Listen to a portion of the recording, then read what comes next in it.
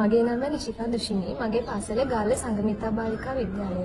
මම A-level subjects විදියට තෝරගත්තේ accounting, business studies සහ ICT. අනිත් subject දෙකේ මුලින් ඉඳන්ම කිසිම ප්‍රශ්නයක් තිබ්බේ නැහැ. හැබැයි ICT විෂය ගැන A-level කරන්න ඇවිත් අවුරුද්දක් විතර යනකොට මට හරි අවබෝධයක් තිබ්බේ නැහැ. මොකද මම O-level ICT වත් කරලා තිබ්බේ නැහැ. exam එකට මාස 8කට විතර කලින් තමයි මට වත්සලා මිස් හම්බුනේ. මාරු වෙලා තිබ්බ theory parts ගොඩක් හරියට කොහොමද කරගන්නේ කියන එක මිස් අපිට කියලා දුන්නා.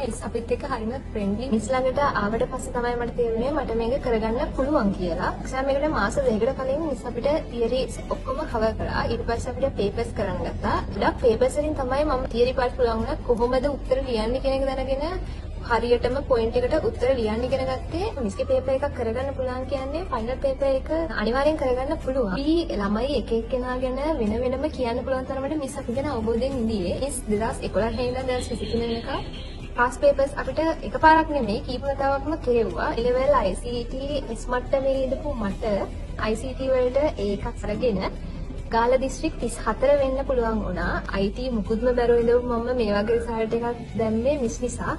A-level ICT කරන අංගිලා මල්ලට මම මිස්ව highly recommend කරනවා. අනිවාර්යෙන් ICT වලට හොඳ රිසල්ට් එකක් දාන්න පුළුවන් කියලා මම ෂුවර් කරනවා.